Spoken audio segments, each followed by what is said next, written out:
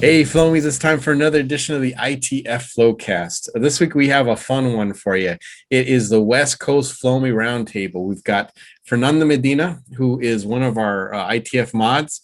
He is also a IWCA board member, and he runs Pro Windows out in Southern California. And we have Luis Martinez, also an IWCA board member. He runs Squeaky Services in Southern California. And then we have Adrian Dominguez. He's the owner of Master Window Cleaning up in NorCal. And we all just wanted to get together. You know, we all have kind of similar backgrounds. We have a lot of the same mentality of how we run our businesses. And we just talk about a bunch of different subjects, mainly about business growth. So we're talking about knowing your numbers, knowing what to charge, learning to say no to the jobs that don't meet your specifications, so you have room for those jobs that are going to be more profitable. Knowing how to what to do, whether it's time to broaden and diversify the services you offer, or to narrow and focus them. We talked about busting through that wall of hiring. Going from a single owner operator to hiring that first person, or adding a new crew, and how going through the challenges of that, and the times where you're less profitable, even though you're bringing in more work in for your business. And then we also talk about relationships. Luis had posted in ITF recently, just asking for advice on getting a start on marriage. And we all kind of chime in on different advice that we have for maintaining a relationship as a business owner, and having all the stresses and pressures on you of running a business. How can you keep the family life? That's something that's important, so that relationship can be nurtured and grown. So it's a really awesome conversation. I think you guys are going to enjoy it. So let's listen in on that conversation right now. Hey, Flowmies, it's time for another edition of the ITF Flowcast. We have a special one for you here today.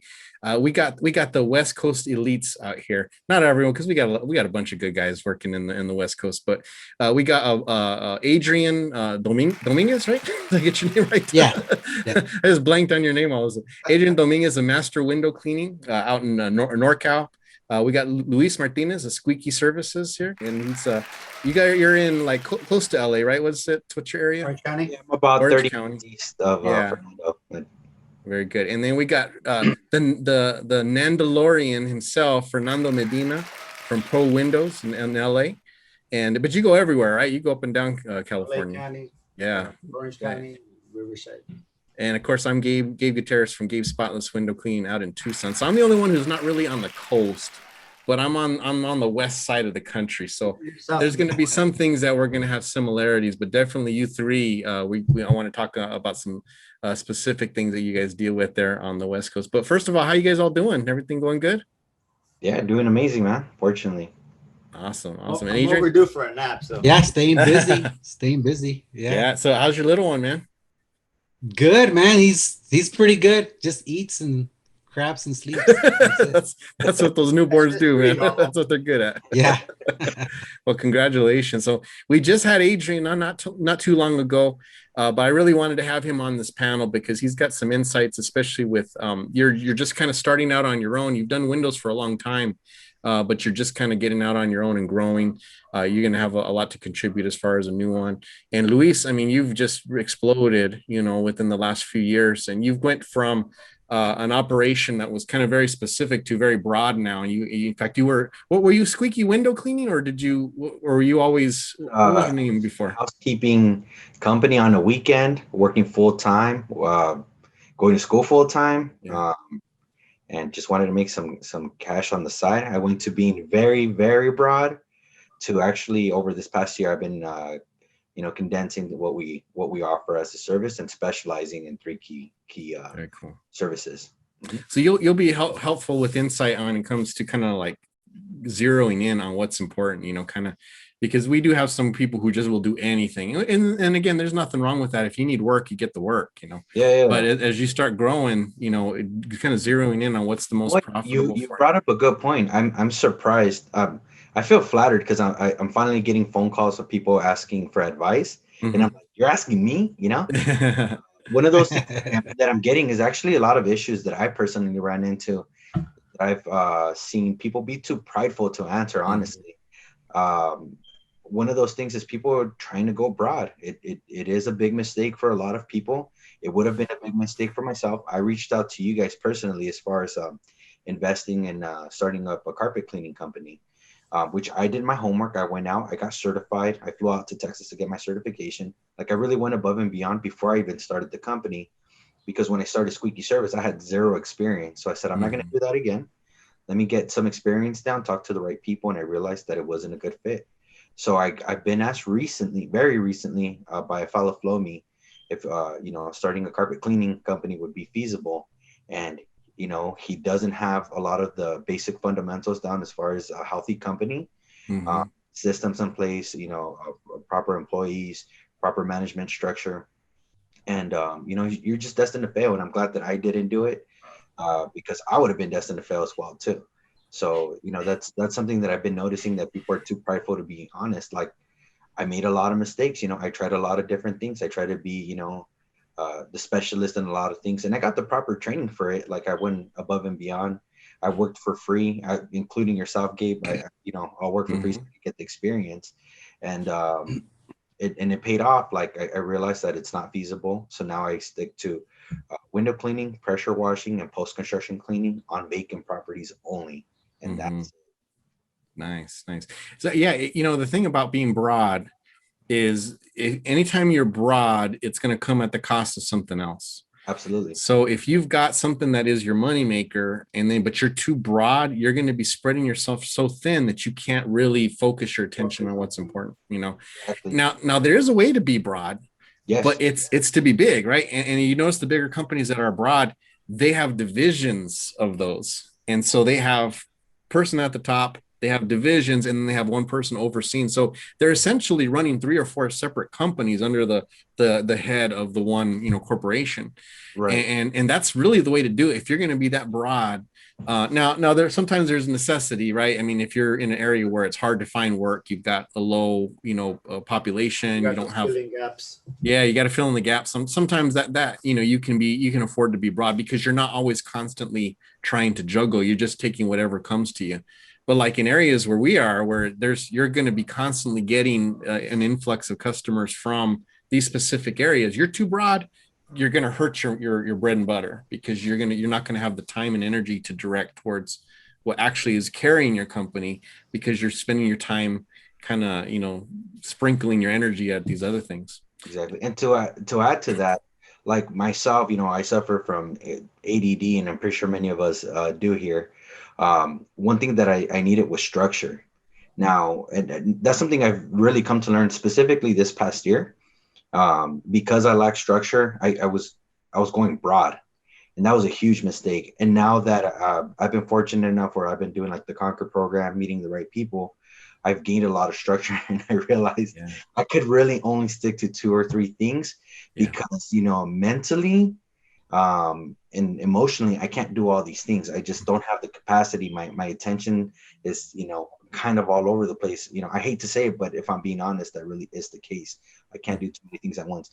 Now, Kevin, fellow Flowmie, that guy can kick butt and do, going pretty broad. He offers multiple services, and he's amazing at it. But the thing about Kevin, though, and with his is he has his clients. Now he does take on new customers, but when he does take it on, he's very specific, because he's got very specific parameters where he wants his customers to fit in. So the fact that he's able to have that control allows him to be broad, because he's got his set schedule, he's got his set customers and jobs, and he's not always constantly trying to pull like, oh man, I'm getting this whole million new customers, and now I don't have time, the energy to direct to them, because he has this. And then when he takes on new ones, he's very specific about what kind of customers he wants to take on. So, but that only comes from years of having a business where you can have that power. Now he's something special to see him do that. Like not anybody could do that. And adding to his the broad services that he offers, Kevin's, he has that one big commercial contract that gives him all those subdivisions, and he's able to, we'll put it on the counter. So he has that one contract that can, hey, you're going to do carpet cleaning, you're going to do floor cleaning here, you're going to do this, here, you're going to do that. So he has it nailed down with that one, versus having 1,000 customers that one's asking for window cleaning, one's asking for a house wash, one's asking for this, one's asking for that. And then you get a new big contract in, he won't be able to fit that in. But he has he probably, with his experience now, he probably was in that boat where he had those, but then he just started picking apart. He said, I want this customer, I want to work for this customer, and that's where he's set now.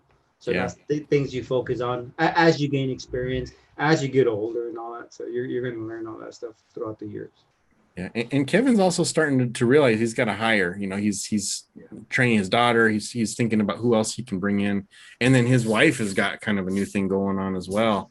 So they got a lot of stuff kind of happening, But yeah, like you said, Luis, he's kind of a unique situation. It can be done, definitely, but like I don't have ADHD, but I am super focused, and so I don't like having other things kind of going on. Like what I tried to do, because we're real slow in the summer, so I was trying to figure something to do during the summertime. So I started a wheelchair cleaning business.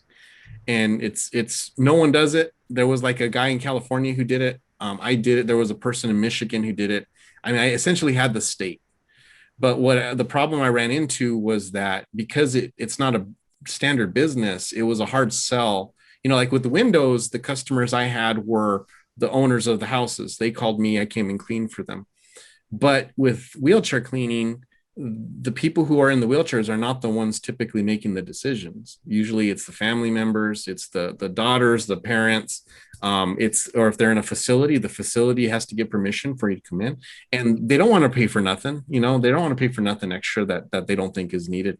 So I was directing all of my energy because I really believed in it. I really had a passion for it. I thought it was a needed service.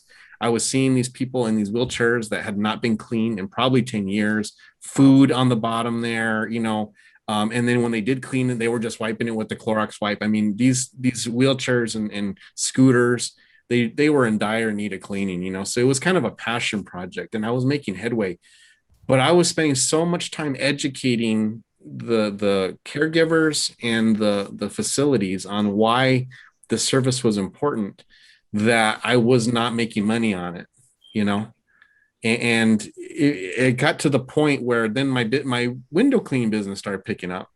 And I got to the point where I was like, well, look, I can continue dumping my energy into this business that is really it's just at the beginning. I mean, we're probably, if I were to stay at it 5 or 6 years, maybe I could have turned it into something, Right.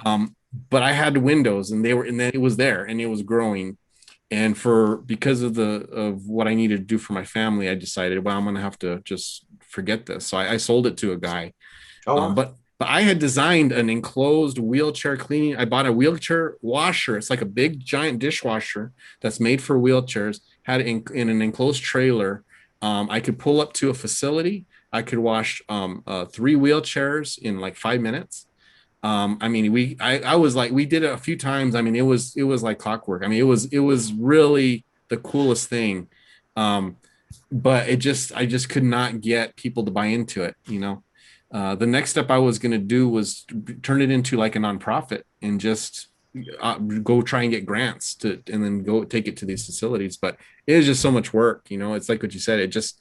I was stretching myself way too thin, and I had something that was already working. So I just couldn't justify doing it. So I sold the business, I sold the equipment, and focused on the windows. But are you going to add on something else to help out in that summertime? Right now, we're just trying to push the gutter cleaning. That's our biggest thing right now. Is we've always offered it, or I shouldn't say always, but for a long time we've offered it. It's just we've never really pushed it. So this year, especially because we have so much rain, and we really don't have that many companies that do gutter cleaning. So I'm just really we're doing a big broad push, and we're using Reciprocity 5. And so they're doing kind of a Facebook, boom with that. So we've picked up a few gutter jobs so far, but we're hoping to get a lot more, as it kind of picks up. Have you tried air duct cleaning? Air duct? No, I haven't. I've looked into that, but I've never pulled the trigger on it. Yeah, that's one of the services that I offer. And I think for you, it would probably be great because of the ACs being used, Absolutely. you got the AC and the heating being used all year. Absolutely. Definitely something to look into. I know that it helps me get through the winter because it's one of the things, cleaning and the air ducts with whatever windows I get, helps me get through pretty well. I'll have to talk with you afterwards, man, get some more details on it, because I am looking for something that's stable, that's it's proven, it's something that, I don't want to do any experiments anymore. Yeah. That's good. That's good. That's a good idea, Adrian. Are you doing solar panel cleaning out there in Arizona again? Yeah, I do solar panels, but it's hit or miss? It's hit or miss. Here's the thing with Arizona, and I don't know if it's like this in California, but we are really laid back over here in Tucson, in Southern Arizona in particular. And so, like, I'll talk to these East Coast cleaners, and they'll be talking about how they got these commercial clients that are like, they have them come twice a week. Yeah. And I'm like, if I get my commercial customer to have us come once a month, that's like, wow, that's a great account, and it's just, people don't think about it. We've tried to sell like packages, like quarterly packages. We'll come and we'll clean your panels, and just set it up on a rotation. You don't even have to be there. We'll show up, we'll jump on the roof, clean it, and it's just, people don't bite. People don't bite. That's interesting. Yeah, it's, and you would think, because it has to do with the efficiency of the panels, Yeah, how much actually money you're saving. So, and you have to actually really narrow that down, because if you're charging them a certain package, we have certain days out of every quarter where I send out crews just specifically for solar panel cleaning. And there was a couple of customers, they had a lot of solar panels on their home, and I gave them my rate because there were 2 stories, 3 stories that we had to climb. Oh, that seems a little too expensive. So then I sat down and okay, how long is it going to take us? Okay, well, you know what? I can charge you this much, but we got to put you on a quarterly service. So she ended up agreeing for a every 4-month service, 3 times a year. So we agreed at that price, and she's just the oddball. But you just have to really, really dial in. A lot of people say $5 a panel. Some people say $8 a panel. You really have to dial it in. Once you book in 20 solar panel jobs in one job, and that makes you $1,000. Yeah, you're done. No matter how many solar panels is on it. Yeah, with the solar panel, I found myself kind of in the same spot as with the wheelchair clean. I was doing so much education to the customers. It was, and then you teach them, and you talk to them, and you try to reason, and then they're like, "No, we're good." Like, and it was just so much energy. So we've done blasts, we've done email blasts, we've done sending letters out, that type of thing, trying to educate on the importance of solar panel cleaning. And we get them, but we don't get a whole lot of jobs out of it. Well, we're going to put our masterminds together. We're going to find you something to do in the summertime. All right, man. I like it. I like that help, man, because I need it. I got to just keep my guys busy. That's the biggest thing. It's like in the summer, I make almost as much the whole year as I do from October to December. So my whole goal is just to not lose money in the summer. If I can avoid getting in debt in the summer, it's a win. I don't care I don't need to make money. I don't need to have a huge profit. Just, I don't want to lose anything in the summer. So if I can keep my guys busy, and I can take the summer off, I'm off the glass in the summer, I'm happy, man. I'd be a happy guy. You kind of get away from the sun in the summer, not. Oh yeah. Oh no, I can't handle it, man. I'm feeling my age this summer, man. I'm feeling my age. I've done a few jobs. And I just pounding headaches, and I'm tired. I feel sick, nauseous. I can't eat. And then I wake up the next morning, I got to go out again. And I'm just like, oh, I can't, I've done it so long. It's just, yeah. Especially with attacked by mosquitoes. So I'm so here scratching, man. Last night. Oh yeah. Mosquitoes too, man. Yep. Right now. Yeah. So what kind of things do you guys deal with as West Coast cleaners that you think are kind of unique to your field that the other parts of the country don't have to deal with? Well, right now, I think it's the last couple of years, probably been the fires, right? So, for me, last year, I know the last quarter of the year, man, I was so busy doing solar panel cleaning, like never before. Super hardcore, all because of the ashes. People were concerned, Right. Yeah, definitely. That's probably been a new thing the last couple of years, actually, where the fires have kind of even interrupted summertime work because people want to reschedule. They don't want you to open up windows. They don't want smoke coming in. at least for myself, being up here close to where all the fires are. I know there's been fires down south too. Maybe they've gone through the same, but it's definitely something that I've seen. In 2019. The Sousa fires that spread out all the way up here to like Pasadena and all those areas.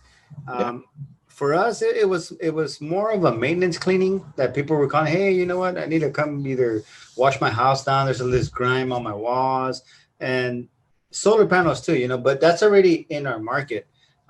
For me to say like something unique that we have versus, I think we have a year-round service where Today, for example, this morning it was I don't want to say it was drizzling. It was a heavy drizzle where it was actually raining, but like very slow drops, and that canceled out our morning. But I had another commercial job lined up where I said, "Hey, you guys are not off. You guys are going to come with me, and we're going to go out and do this work." So we spent the day there. Nice. But as uniqueness for me, I would say is just if we have a fire nearby. Restoration will be one, but it's mainly, hey, I need to wash my house down. There's a lot of ash.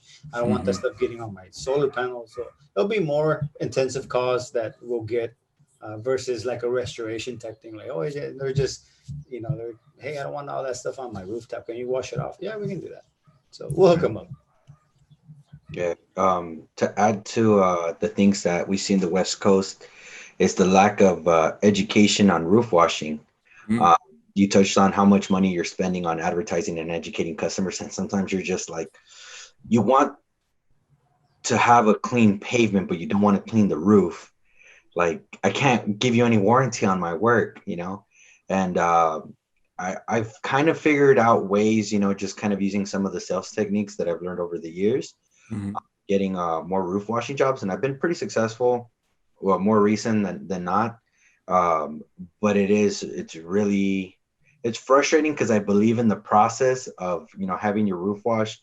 It's proper maintenance, expanding the life. You're protecting the life of the paint as well. The coefficient of friction on your front entrance, people slipping. It is a hazardous wall too. So I think about all those things when I'm pitching, and I sound maybe sometimes too passionate, and I've caught myself because I'm like, man, you're. Was it when you were grabbing the customer by the collar and saying, "Look, you gotta wash your roof"? I was like, hey, I'm sorry, ma'am. I know you're 90, but you're not getting. It's just something. I am not leaving until you sign this contract. And then, like within roof washing, one of the things that we get out here is California Gold. And I mean, I really every single convention I talk to people, and I've talked to people in Florida that have successful stop washing companies out there, and I haven't figured out a way to speed up roof washing, because they're like, oh yeah, we just knocked out 3 houses in like 4 hours, I'm up $10,000 or something like that, and I'm like, there's no way I can get away with that over here. Like that doesn't exist. It just gold is way too have California Gold out there. That's why they have lichen, they have mold, they have algae. That's what they have. That's a lot easier to clean than the California Gold we have. But California Gold is a process where you have to go heavy, but you got to have gutters on the house, because if not, you're going to kill plants. Because you're going heavy. And that's the other thing. Once or twice. And that's the other thing too in California, to get people to let you use bleach. It's not like the other states where people are more okay, do what you got to do. In California, because in the Bay Area, man, bleach. No, they're worried about the environment. They're worried about their plants. That's probably one of the reasons why it's kind of hard to sell the roof washing. But there's people that you could find them. They want the roof clean. They're concerned about the life of their roof. They want you to do whatever you can to keep it going. And that's going back to the choosing your customers. When you do get that one customer that's going to pay for that roof job, that's going to be a big ticket job right there, because you're actually charging by the square foot. Not, it's going to take me 3 hours, 4 hours, I'll charge you $500. No. The average roof job out here in California, based on the homes that we have, anywhere from $8,000 to $1,000 per roof, easy, single story. Wow. Anything after that, it starts climbing. So when you do get, you see one of us doing one of those roofs, Oh, this guy's making some money today. Oh, guess what? We'll throw in the house. It's an extra couple $100. Hey, we'll throw in the windows, an extra $100 right there. So you make those jobs very easy and learn how to pick your customer. Yeah, you know, that's kind of, it's weird because soft washing has just not caught on in my area. I don't know any companies that do soft washing. There's a bunch of power washing companies. Yeah. But as far as like washing the house, it's just, of course, we're very dry. So like we don't have fungus, we don't have algae, we don't have mildew, you know, unless it's now, you know, with the we got the rains. And so, but then again, it dries up and then it dies. So, and then you get the combination with the relaxed atmosphere where if a roof kind of looks a little junky, it's like nobody cares. It's actually a look out here is like a rust, like a worn, rusty, look, uncared for look is kind of what people like out here, you know? So, and then we have a lot of flat roofs too. So we've got flat roofs with parapets. So a lot of people don't even see, you'll never see the roof, you know?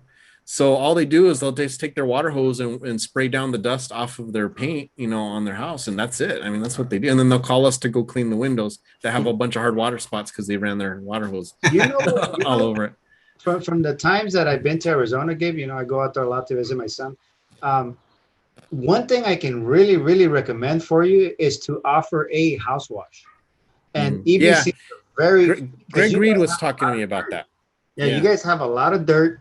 I go to my son's houses and I look at the neighbors. You know, we walk up down the neighborhood and you always see dirt on the ledges. You see dirt on the screens. You see dirt everywhere. So if you were to hit a two-story home out there, 3,500 square foot home, it won't take you no more than 2.5 hours to wash the house down completely with the right setup. That can be for add-on for you. Let's say, you know, you're going to do windows. You can do $250, $300. Yeah, that's not a bad idea because that is part of the service list of stucco is you're supposed to wash it down at least once a year. Yeah. So you already have like responsibility. It's something that I feel like you can implement fairly easily. Absolutely. You know, it'd be easy just to throw it on the menu. Exactly. You should do a Facebook ad on that. Like, hey, this is a promotion offer $250, $300, you know, average. And that's a ticket right there. And then, hey, you guys want to get your windows clean? We can go ahead and add them. You can also add EBC Glide to that mix. And something that's fairly easy to price out as well, too, based on square footage. That's something that I've seen. I'm mimicking a lot of the people in Florida as far as pricing for house washing. So it's something, like I said, it's fairly easy to implement. I'd be careful about Greg Reed. I don't know if I could trust that guy. I'm just kidding. He's a good friend. He's very sketchy. He's sus, as my daughter would say. I can't go by square footage. No, what do you do? I'm mainly hourly. I can look at a house and be like, okay, this house is going to take me X amount of dollars. See, I'm thinking hourly already. I go up to the house and that's a businessman right there. I'll size up the square footage. You know, I actually count, you know, the height of the wall, the length of the wall, any obstructions in between it, and I estimate my time that it's going to take me, and I give them my hourly rate. Boom. Yeah. I'll sometimes add extra because you have to, you know, do little extras on there. Then you put in that wiggle room where the customer is going to haggle you most of the time. They're always going to haggle, so always at that wiggle room, and you'll make it. You know, for me, it's always worked real good. I have homeowners call me, hey, how much? I have a 3,500 square foot home. How much will you charge me to clean the windows? We don't clean windows by square feet. You know, every house is different in California. That's the way we in Tucson too. Yeah, I don't do square footage. I have to do by window count. I have to because we'll have. I have a house that it's a big house. Don't get me wrong. It's probably about 5,000, 6,000 square feet. But the amount of glass on that house, it takes 3 guys all day. You know, and it's because it's 6 panels high. 8 to 10 panels wide per section, and this house has got like 12 sections on it. So the square footage is not huge. It's not like a mansion, but the amount of glass is. I mean, if I were to charge just square footage on a house, I mean, I'd go broke on that house. And even if we charge like for the rooftops out here in California for us versus Florida and other states out there where they say, oh, you can go 10 cents a square foot. If I charge 10 cents a square foot out here in the roof, I'm gonna make like $150. I'm gonna climb on that. I don't get up off of bed for under $225, and then if I take my truck, he's gonna charge me another $125 to get me to that. Well, you know what? Just I for can't gas. charge it's my square footage is going to be over 20 cents guaranteed. Over. Yeah. Always. And then with today's prices too. And we're Well, having a shortage on bleach. So I came in being focused, and now I'm broadening my business just in this conversation. So I definitely I'll have to pick both Adrian and Fernando's ears, and you too, Luis, on what I want to do, because the thing with out here is we do have a lot of, kind of similar to California, we do have a lot of restrictions on what we can do. And I think that's also why people have kind of gone away from chemicals. There's a lot of pressure washing companies that use the hot, and they'll do that. But there's so many restrictions because we get our water from the groundwater, and so whatever goes into the dirt, you have to really, and I know that's everywhere, but especially here, people are really alert to that stuff, So I think that's why we don't, because I was just doing a quick Google search. I wonder if there is one now, and I do not see a single soft washing company. It's all power washing. Yeah, but it only takes to remove dirt, which is the majority of stuff you guys are dealing with in Arizona. There's only one chemical that's good for that, and it's environmentally friendly, so you don't even have to worry about restrictions. That thing will cover you. So yeah, very cool. I'm gonna take next weekend off. I'm gonna drive Big Blue out there, and we're gonna go do some free house washing and advertise it for you. There you go. Where are we going? Man. You just pay the fuel. Where are we going? Big Blue out there. The Gabes. I'll throw some steaks on the grill, man. Hey, we'll have you guys down here. You guys, we're going back to Fleming's. Oh, Fleming's. Oh, that was nice. That was my first Wagyu there. Luis, he treated me to my first one. That was life changing, man. The very least I could do. Yeah. That I was averaging about $600 to $800 a day. That was a really good day for me. Myself and one employee. The day that I came back, because I went straight to work, I changed the bid. They didn't know that I was going to do that because they added other sections of the house that weren't included, and I started averaging 1,000 to 1,200 immediately. Nice. Yeah. Excellent. Excellent. Yeah. And I think that's what's kind of cool with the interchange, when you get to work with other people. So I just may take a trip down, work with you guys for a little bit. Especially right now in the summer, I don't have work, I got time to go down there and perfect timing. I have, I'm not needed down here as much. I mean, at least if I'm needed, I'm a phone call away, and that's no different than I am here. But we get to share that information, and I think that's what's so cool about ITF is, and I experienced this in the beginning when I first started doing the circuits of the different expos and conventions and everything, I felt like if I was asking for help, I was asking for money. Like I was a guy on the curb saying, "Hey, do you have $5?" I mean, that's how I felt a lot of times when you're talking to people, because they're looking at you like, "Dude, that's my secrets, man. That's I ain't gonna tell you that. Why would I tell you that?" And then we went to IWCA. It was a completely different experience, and there was so many people who were willing to share. And I talked to the instructors afterwards, and I felt bad because I felt like I was taking too much of their time. And I'd say, "Oh, I think it's no, let's talk about this, man. Let's do it. Let's get a plan." And it just felt like that sharing. I think that's what's kind of cool by ITF is we kind of pulled that attitude in where we can share and help each other out. I told you, right, when I went to the convention in Arizona, they're like, "Oh, you're from Northern California. We're not going to share nothing with you." Yeah. I was like, tell them the story. Oh yeah. So, at the convention, we were trying to figure out how to do, because I used to work for Joe Brediani. You were just asking about him, Nando. Yeah. Up in the Bay Area, right? So we were both at the convention, and we were asking about soft washing, and we were, everyone was all talk to Ron. Oh, talk to this guy. Oh, what Ron? Oh, Doug. Well, what Doug? Everyone's asking, right? So you're like, okay, so we're over here trying to find out what soft washing is all about, because we wanted to offer it. We kept hearing all these things about it, and over here in the Bay Area, especially the coastal cities, we got a bunch of that stuff. Just it's everywhere. Yeah.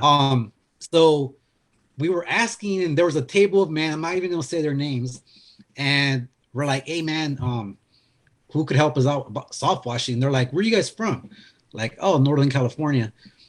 They're like, "No, we're not gonna share nothing with you guys. You guys are territorial." They're like, they said that if you were from LA where people network, we would help you. He goes, but you guys are all territorial. You guys don't want to share information with people. And we were like dicks. You know, but Hey, well, but I'm coming to eventually Northern California, man. So don't ask me any questions today, all right? No, I'm kidding. I know. So but eventually the guy later, I ran into the guy at a bar, and you know, he was like, oh, you know, I'm sorry. He broke it down. We had shots, we were talking, we were exchanging information. So it worked out okay. But at first we were like, wow. I thought this was a convention, man. But were they from out here from Southern California too? Yeah, down there and Arizona. And there was I think some of them were from the East Coast too. Yeah. But we were like, okay, but eventually, you know, the guy, you know, I found him at the bar, and I was like, you just had to put a few drinks in them, and then that changed things. Exactly. Yeah, right. Hey, yeah. Como dice, un borracho habla más. So drunk guy always talks more. And then right after we had the shots, I walk into where the showroom was, and they were having the contest. And my boss, Ron, came out. He goes, hey, where you been at? You're next. I was like, what? They're like, I signed you up for the contest. I was like, oh man.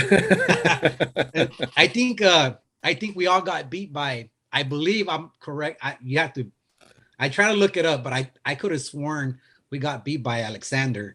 I think he took Phil? it that year. Yeah, he really? Okay. Phil. Yeah. Uncle Phil. Hey, Uncle Phil, Simple. how you doing, sir? Long time no see. Wow, very territorial, huh? You know what? Yeah. And I'm the complete opposite here in Southern LA. I tell people, you know, one thing that I preach a lot is knowing your numbers, because look, I have nothing against people that, you know, are undercharging them. You know, you can charge whatever you want, but that's only going to get you so far in life and business and how you grow as a business. Some people, you know, I network a lot on Facebook, and I see posts, I see things that, oh yeah, I'm out here grinding, doing this, but long hours a day. But, you know, when I try to push that, hey, do you really know your numbers? Like, do you know what you really can be making without pushing so hard? We all go through it, you know, I understand it, but you got to keep that, hey, I'm done overworking myself. I'm done, you know, exhausting myself. I'm ready to be a professional business. And you know what? These are my rates. Well, when are you going to, as a business owner, when are you going to put your foot down and tell that customer, like, hey, this is my worth, whether you like it or you don't, you can always hire somebody else. There's going to be a point in life where you're going to have to say no to certain businesses. You're going to have to turn away. And that's scary, turning jobs away. That's very scary. When I started doing it, I actually felt more. I would prefer to sit behind my desk and not have to go out to work than go out there and overwork myself. Absolutely. That's how I did it. And now, thank God, you know, I get those big ticket jobs they call. So I tell them, hey, when people, you know, I feel them out when they do call and they say, hey, well, we're looking for an estimate. I said, oh, well, you know what? My minimum service is going to be $285. I'm going to give you 2 hours of service. Oh, well, that's, I'm sorry, man, but, you know, we're really busy. This is what we can do. If you're looking for professional services, we are that company. If not, feel free to shop around. I'm sure there is somebody out there that's a lot cheaper than us. Yep. Thank you for considering. And I guarantee you they'll call back. And they have, but you have to be ready for it. I'm not saying you are, or maybe you are, or you're not. I've told Louis that plenty of times of, hey, you have to narrow down your numbers, because when you're, especially now, when you're in your blooming part, you want to build that reputation. Yeah. That reputation was going to get you really, really make you. And that's the biggest sign of a mature company is when you know your numbers, you know what you need to make, and you're okay saying no to work. Yeah. Because, you know, that's where we're at is we want customers, but we want the right customers. Right ones. And it's, you know, and so like with the response bid, you know, our close rate is pretty low compared to what a lot of other companies are. But I see that as a good thing, because that's a lot of those are customers that are wanting lower prices that we're weeding through. You know, before response bid, I'd get the call, I'd have to drive down there, I'd do the bid, and they're like, oh no, that's way too expensive, and I wasted all that time. Yeah. When now they can just type in a few numbers, it spits out, oh no, it's too expensive. Well, now I never had to deal with that person, right? And now I only deal with the people who are willing to pay what we're looking for, you know. And I think that also helps me to be friendly with my competitors, because I'm not trying to get all the work. Yep. I'm just trying to get the work that the customers that work for me.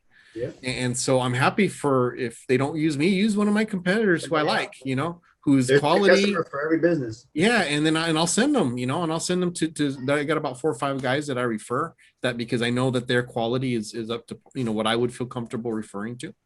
And it works out because now I got a nice network of other friendly competitors that they don't feel like I'm trying to go in there and take their jobs. They know that we're working alongside. I get my customers, they get their customers, and it works out. But like you said, Nando, it's when you start hitting your numbers and you start getting the jobs that work for you, that's the first step to being profitable. Because I remember being a new company, new owner, and spinning my wheels and working hard. And I'm like, where is the money going? I'm working so hard. Why am I still, not making a profit at the end of the month? And you got to see a big profit at the end of the month. Yeah, it's because or every quarter at least. Yeah, because I was giving up so much, and because I needed to work. Like you said, I couldn't turn this. This is a job. Oh, I can't say no to it. If am I going to get the next one? And then when you get those jobs, well, now you don't have time to do the profitable jobs because you're too busy working on these lower end prices. And then the other thing that happens is then that sets your median price, right?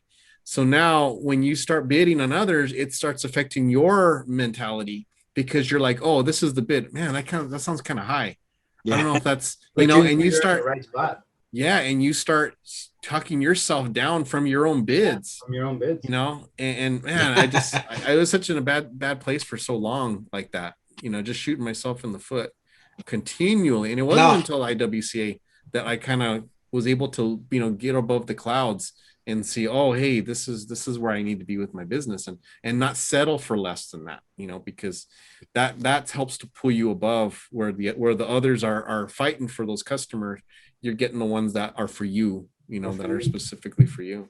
You want to be the ones that are going to make your business profitable. Your employees are going to get working, and you're going to make that profit. You're going to make that overhead that you need for your business to keep moving forward. And to use one example, there's another window cleaning company that I network with a lot, and we bumped into each other on a bid. This was a residential commercial property. I think it was about 6 stories, and they had about 5-6 different buildings. So one thing that I always ask, like when I'm talking to the management or the manager, whoever he is, my point of contact. I always, when I follow up, I give them a week and I'm like, hey, just checking in with you guys, making sure, see if there's any questions regarding the estimate we submitted, or if there's any concerns you guys want to talk about regarding it. So then, oh yeah, we still got this over, board of directors are looking at it. 2 weeks later, I'll check in again. Oh, you know what? They made a decision and I think they decided to use this other company. Mm-hmm. He said, hey, I just need to know one thing. Was I the highest competitor? He said, like, yeah, you were, and they were really looking at you, but, because of budgets, they didn't want to pay that much. Okay, I'm happy with that. I want to be that person that's up there because I know I'm selling myself to where I'm supposed to. And I felt okay losing that. I think it was somewhere around 15,000, but I was over that. And I don't know what the selling price was, but I felt good about it because I said, I'm going to do this job for this much. Mm-hmm. I know it's going to take X amount of days, X amount of employees. I have to make this hourly for me to be able to be profitable on this job. And profitable can be 25%, 30%, 40%, a lot. But, you don't want to be, I'm going to make double, don't be greedy either. But, you got to know, you make sure you're making a profit because you as a business owner, you're out there selling, you got to get compensated for that. Not only on your salary, but there's got to be extra money coming in, right? To buy those extra goodies for the guys. They want those expensive water filters. Is Luis on this? No, I'm right here. Oh, dude, I see you nodding. Like, I'm so laser focused into what you're saying. I know. Right? No, but I think we could all relate to that. Yeah, absolutely. And 2019 was my first year, like independent, right? The whole year, and I was using Yelp to get customers in the Bay Area. I had nobody. I was doing door to door. I wasn't getting success. So with Yelp, you make customers, but they're not all of them want to pay what it's worth. Right. You know that. And so 2019 was one of those years where I was like, you know what? I'm just gonna go out there, work, get what I can, build a reputation. I'm gonna get some good clients out, which I did. I got some loyal customers that pay the money. The ones that weren't, the one-timers, they're not around. They don't answer the calls. As a matter of fact, after COVID, well, 2020 started really great. Then COVID hit, took a big hit. And I decided, you know what? I got this much money. I got to be smart. I'm not going to throw into Yelp. I'm going to try to see if I get anything organically, just make calls and do whatever. Yeah. And that worked for me. Yeah. People that call you because they heard you do good work, they pay what you ask. They don't hesitate. And then they refer you to other people that are more than happy to pay for that. Right. So I was actually going through names a couple hours ago, trying to call clients from 2019, but I was looking at some of them like, no. I was like, wait, no. Look at the invoices because no, I don't want to work for them. Yeah, because I actually got a call from a lady in Palo Alto that, man, it was underbid. But I figured, when I got to the job, I bid it online. I thought it looked like an older house. Right. When I got there, I was like, yeah, this isn't going to work. But I said, you know what? I'm just going to do the work and see what happens. And I had to go back the next day for like 2 hours. I was so pissed off, but she gave me a fat tip. Kind of like, it wasn't, it made up a little bit for it, but she appreciated what you did. Yeah. So she did. But so this year she emailed me, she sent me a message through Yelp. And I told her, I said, I went through the hours. My new rate, this is how much it's going to be. I said, honestly, because of all the services, that's what took me the longest, was because she wanted gutter cleaning. I did skylights. She had these big old skylights. The gutter cleaning, they had these little thin freaking gutters that. Oh, I hate those. Oh man. I hate those. And they had a piece of glass partition under the panel, and she wanted both sides of that, and it was going along the whole house. It was like that's what took the longest, because the house itself had the big windows. You pull them, it was quick, but everything else took more time. And I told her, I said, maybe a better fit would be a bigger company, because I do refer if I know when to walk away. Yeah. Or when to tell someone, hey, you know what? This job's better for a bigger company. I'm not gonna ruin my reputation, for something I know that I probably won't be able to handle completely by myself. So I never heard back from her. I was like, but I was honest.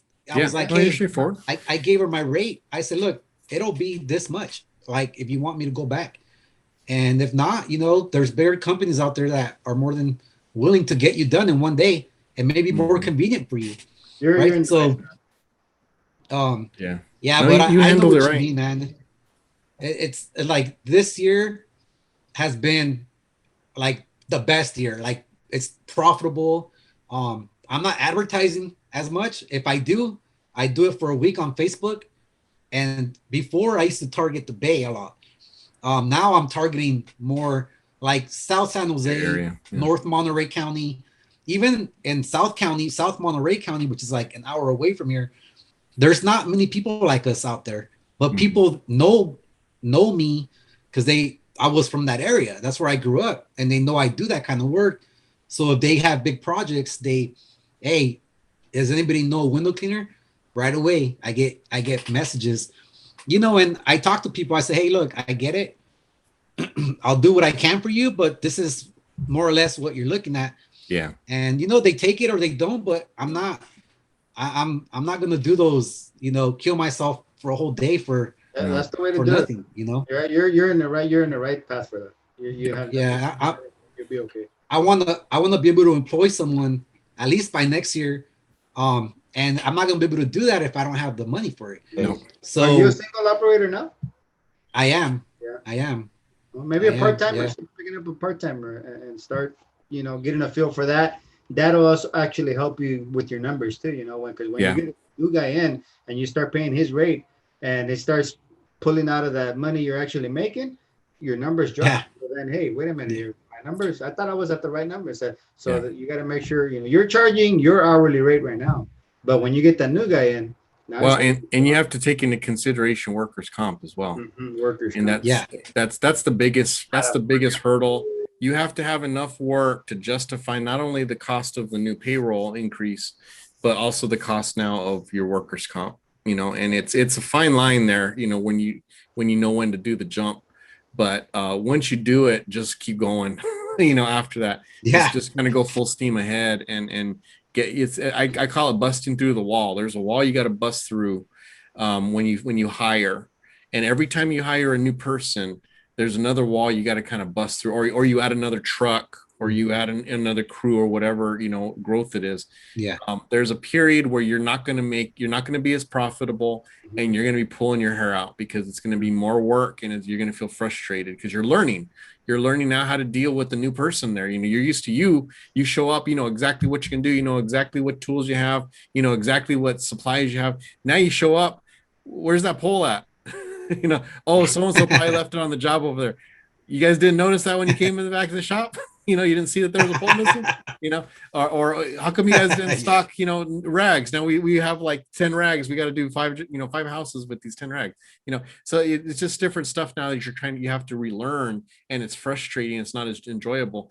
But then once you get past the rubble of that wall, then you start growing. And now the growth is exponential, and then each one that you add, it's exponential growth. And so that's the only reason why it's worth it. The only reason, because of the amount of the growth potential increases so much. So you just have to have that mentality. Because I remember I hired first, and I went in, I made the business itself made way more money, but I myself made way less. And I freaked out, and I stopped. Wait a minute, let me fire these guys. Yeah, this is what happened. Yeah, he's stealing my money. He's got my bank account password or whatever. And he lost my pool. But then when I went back the second time, I did it the smart way, and I anticipated where the losses might be, and I tried to mitigate those as much as possible. And I also tried to be way more efficient.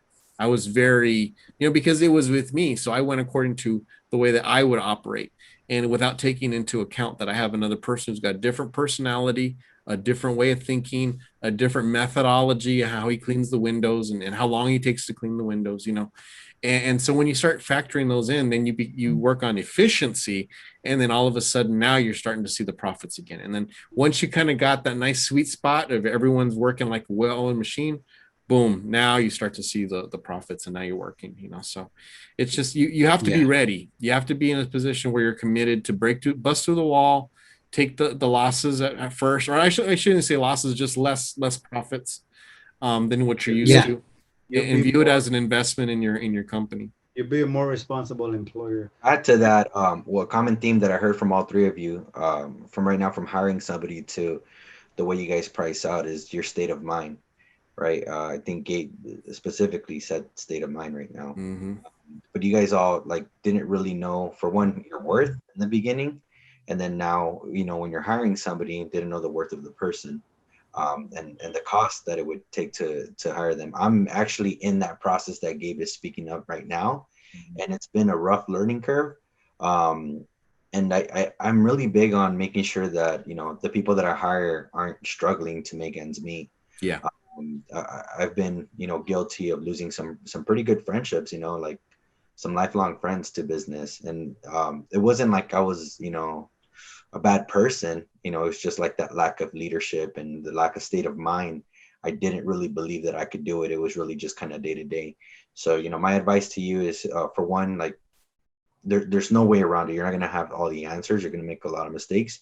But I think having that state of mind that, all right, cool, this is going to come with a lot of problems. The best thing I could do is prepare, by doing some of the basic things. Like one thing that helped me out right now, I just hired somebody today, was that I put money aside, because I'm one of those that's still afraid of losing money during the hiring process. So I put money aside because I don't expect them to be in the field for a couple of days while, I'm educating them on safety and how to use the equipment and what not to do. And so I I say that to you, save a little bit of money because you are going to feel it in the beginning. That's one of the very basic things that you could do. Another one, you're going to hear everybody say systems. I'm barely grasping the concept of what having systems is. I'm finally typing down, laminating things and making sure they have check boxes, that they didn't forget equipment. They checked in with the customer, all these things. So I think those two things is having a little bit of money on the side and starting to create systems and implement them even on yourself is that's going to save you a lot of pain, of pain on your first person that you hire. Yep. One thing that hasn't changed in the window cleaning industry for us out here in California is the actual rainy days. And one thing they taught me when I used to work for a company back in 2004 was that in California, the winter season that we have, which is scattered rains and, odd weathers, we had to save money for those months. Average 3 to 4 months of actual pay. So look at it as your emergency fund. If you guys don't have an emergency fund, start thinking about that. Same thing with your business. Yeah. Save an emergency fund, which is that rainy day plus that emergency fund, because when that winter season comes in and then we got scattered rain and your customers are picky, like mine are here in Southern California. Oh, it's going to rain tomorrow. There's a 10%. Can we schedule for next? Okay. But you know what? Yeah, I got that covered. So if I see that they're going to miss out on 8 hours because of that, I'll pay them their 8 hours. But hey, look, here, you can pay me back later. Don't worry about it. You have to save for those you have to save, because a lot of people don't think about it. You just, you work for the day, you work for that, and you never think about, rainy season's coming up. And I tell that to my employees, like, hey, winter season's around the corner. You guys better be saving some money, because you know what? I'll be honest, if my expenses have been high and I've been digging into my savings, I'm not going to be able to help you guys as much as I did last year. So I suggest you guys, buckle up and start saving. You have to save. So, Nando, when Joe's dad, Ron, that's how he does it. He used to try to give us as many hours as he can in the winter. We work hard all summer, all year long, but they guarantee you, even if we finish before the 8 hours, you get your 8 hours. Yeah. You get your pay no matter what. Hours, you get your pay your 8. I understand that. Yeah. And that's like a bonus type thing. Yeah. That's cool. Yeah. And so in the winter, the same thing. If he couldn't give you your full weight, he'll give you as much as he can. But you know how it is. Yeah. Most of the time in the winter, you're probably working on projects at their house or doing something, right? Just to keep the guys busy. 16, 24 hours a week. For sure. On a bad week. Yeah. Yeah. All right. Well, guys, we're running out of time. I really want to get this last one in here. And we know Luis Martinez had posted on Facebook a little bit asking about questions about, relationships, especially with business. And, us three guys were married. We have relationships and not with each other. What's that? Not with each other, thankfully. But I want to actually share some of your advice that you have to make, because Joyce, she has her own business and she's doing really well with it. And Luis, of course, has his business. So what advice would you guys give to help them as they, with their relationship, as they continue on to those next steps that can help them to have success in their future? Who's going to start it off? I got quiet all of a sudden, man. What? Compromise. My internet service is compromise. Hello. No, I'm kidding. So, all right, well, I guess I'll start it off. Commitment, communication. There's going to be a lot of moments where there's tension in there because it's not because of the wife, but could be because of the customers. You're going to come home tired. You're going to come home stressed out. You might say something wrong when you come home and, can create a little tension back at home. Talk to her, be like, hey, I don't know. Let her know how you're feeling, what's going on. Or, hey, I'm having a bad day today. Can you give me a few minutes? Let me decompress on my own. If we need our time. Trust me, after work, we need our time. Whether we do it in a way where, we'll go out, play some golf. We'll go out, hang out with the boys and talk, but be honest about it.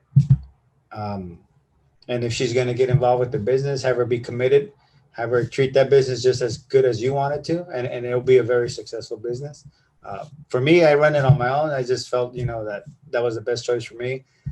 In order to get it successful, they're very well taken care of. Thanks to all the effort I put into it, but that's my 2 cents on that. Cool. Thank you, bro. What about you, Adrian? Well, actually, I'm not officially married yet. I actually just proposed like 2 weeks ago. Oh man, congratulations, man. Oh wait, you, man. Did she say yes? She did. Okay, good. I'm still here, man. I'm still here. She said, "You know what? Why don't we think about it 6 months down the road? Why don't you ask me again? We'll check in. Right? It's because the whole wedding planning, we haven't even got into the planning part, but it's already, but yeah, no, it's it was time. But I've been with her 4 years. We have 2 kids. She's been with me from the beginning. It's been tough. She's been very supportive. Like I said, 2019, that was a tough year. Yeah. And she was the rock, man. She's solid. Right. And, on top of that, the business, we have the kids to raise. And I don't know. I do compromise. I'm going to say I don't mind being a little mandilon, but I like to cook. I like to cook. Yeah, dude. Right? That's awesome, man. Whatever makes it work, man. Whatever makes it work, I sometimes you hear how it is. We're spacing out because we're thinking about work. We're thinking about the day, things like that. And, I've heard it, you're here, but you're not here. Yeah. And it's like, hey, I'm doing everything by myself, the scheduling, everything. Mm-hmm. Right. So it's one of those things, but, I try to focus with the family as much as I can while I'm here. And I do try to give myself, the days to spend time with them, to just, let them know that, it's for them. It's, it's for myself, for them. It's basically it. Now that you're still in a position, make time for them. It's hard, but you have to work out a plan. Yeah. All right, man. What do you have to say to? Oh wait, no, not yet. I got one more. I got 3 things. I got 3 things to lay on Luis here. Okay. So first, so we've already mentioned communication, but this is something I talk to every young couple about. It's more than just communication. You have to communicate in the language she understands, because husband and wives speak different languages, and it's not man, woman. It's just you're 2 completely different people. There's a lot of similarities that you have, but there's also a lot of differences, and you're attracted to both. You're attracted to the things that you guys are the same at, but you're also attracted to the things that she's different at that you are, but those differences can also cause problems, right? Because she has certain expectations of you, and you're going to have certain expectations of her, and you may not meet because you're different people. So I always tell people, you have to think of it as a different language, as if you move to a different country and they're speaking a completely different language. You don't go over to another country and say, hey, all right, well, you need to speak English. Now, a lot of other countries do speak English, right? They do, but that's not their native language. That's not the language of their heart. If you learn to speak their language, well, now you can actually make a real connection with them because you took the time to learn their language. And that says a lot about what your respect is for you. So as a husband, you have to make the effort to learn how to speak your wife's language. And so a lot of times we'll say, we say I love you, but not necessarily in those words. We'll say it in other ways, in different ways. And that's our way of saying we love you. You're important to me because I did this. But they don't always interpret that as what you're saying.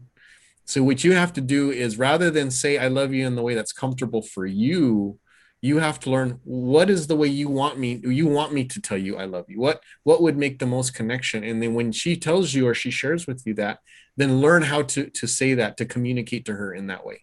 And that's, you're learning her language, you're learning her way of accepting that communication that you're trying to get across. But if you're stubborn and you only want to do it the way that works for you or that you're comfortable doing, then she may not always get the message. So you have to learn to speak her language, whatever that language may be. You take the time to learn how to help her to hear what you're trying to say, but in the way that she needs to hear it, so that it goes into her heart. So that's the first one that I have. So number 2, you both have to be committed to something together. And usually it's going to be a relationship. It can be something else. It can be a cause, a passion project, a nonprofit organization, faith, whatever it might be. But you guys both have your own businesses. You guys, and that's awesome. Keep working at it, keep growing, supporting each other, But what the danger is with that is you guys can both get so wrapped up in your own kind of paths that you rarely cross, that. So you have to have something that you can always, every day, you can come together with and kind of touch base and say, hey, we're still a team, right? We're still together. And that's what you're going to keep you, because that's what me and my wife do. She even though she has a big part in the business, she's not in the day-to-day like I am. I'm in the day-to-day, and I'm always thinking about, I'm like, kind of like what Fernando said, and Adrian, you're thinking, oh, scheduling problems, oh, this issue and this issue. And she's thinking, my daughter, the house, this issue, and even though she is involved in those decisions, it's not like the way it is with me.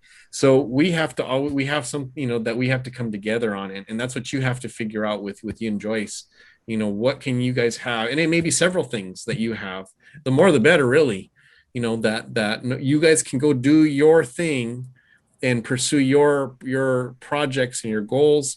But at the end of the day, when you come home, you guys are touching on that, and that keeps the relationship together. Because the worst is when people say we grew apart, that's what they're saying, is we never had something that we touched on. We lived our own lives and we did our own things, and then eventually got to the point where those things were not compatible anymore. And so we went our separate ways because we didn't want to give up those things that we were doing. Our relationship didn't have the value that those businesses or whatever other pursuits they are had to me, so just make sure you have something that you both can commit to and be unified in pursuing, whatever it might be.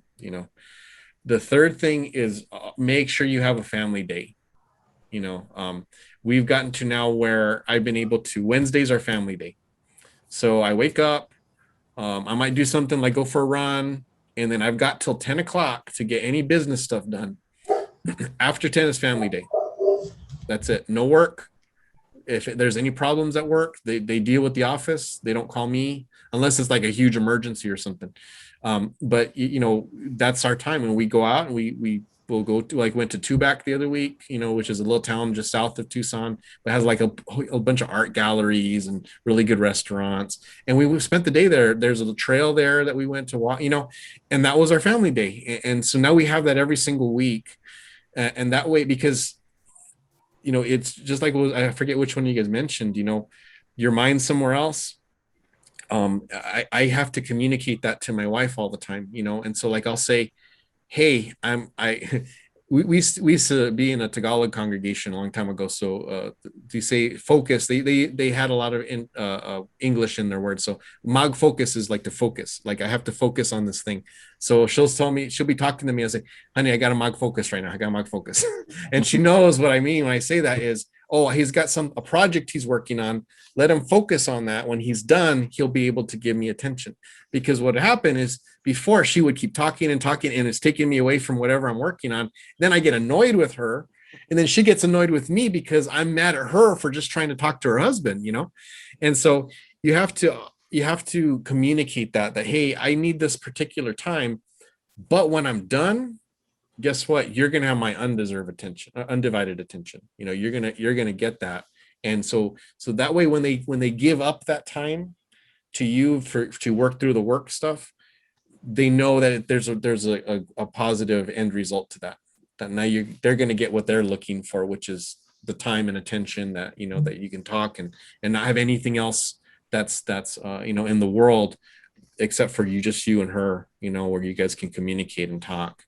But you have to make they have to be distinguished. When you allow them to blend, that's when the problems happen, because then you're never truly away from work. And you're also never truly with your wife, Yeah. So you've got to have clear divisions of that, and when you do, that allows you to formulate that relationship and solidify it, so that, and then you understand there's no misunderstandings, or miscommunications, because it's when we're busy, it's not that we don't love our wives, it's just we've got things we got to do, And so business to support that's going to take care of the family. Exactly. And that's like what I was talking about, the different languages. Our telling we love our family is by working hard and providing for, that my wife doesn't have to go out and work in a secretary. She can be home and when my daughter gets home from school and spend the day with her, and pay attention to her. That's my gift to her, is by working hard and building the business to what it is. My way of saying I love you. Exactly. But they don't always hear that. Yeah, exactly. They hear, this guy loves the business more than me. And so we have to make sure that they're clear. We have to speak their language and make sure that they understand. No, this is what I'm saying. But I'm not only am I going to say it the way that I'm saying it, I'm going to say it the way you need me to say it as well. Both. Then it works out. Then you guys get that mutual agreement and that peace, and you can kind of go forward with it. And then they become more of a partner, because they buy into the business success as well. Because my wife, she, as much as she's kind of the silent partner of it, she's in every single big decision. I don't ever make a big decision without talking to her about it.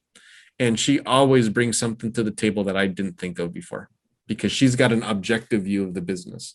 Whereas I'm a subjective view, because I'm doing it day to day, and she can take a step back and say, well, isn't this our long-term goal? Yeah. Well, is this decision working towards the long-term goal? Well, I guess not. It's solving a smaller goal, but you're putting us further away from our long-term goal, right? Yeah.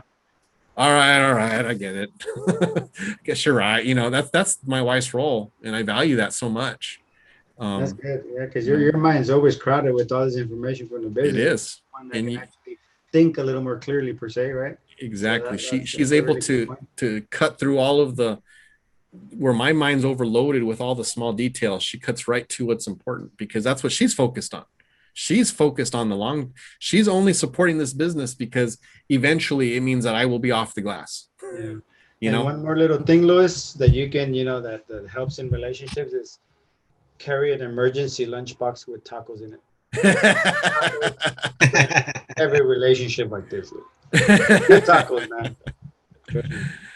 All right, man. Any specific questions or anything that you want to know, Luis, before we end our Flowcast? No, I think, reaching out into the flow, I'm incredibly grateful for every single person that took the time to respond to me. It's because sometimes, it could be considered taboo to talk about personal relationships when you're, unfortunately our ego gets the best of us and we don't want to talk about that, but it's very real and it affects us every day. So I want to set a solid foundation right now when I'm young, before, we start making those family commitments of having children. Like I don't know, I just feel like I want to do things right, and I owe it to her.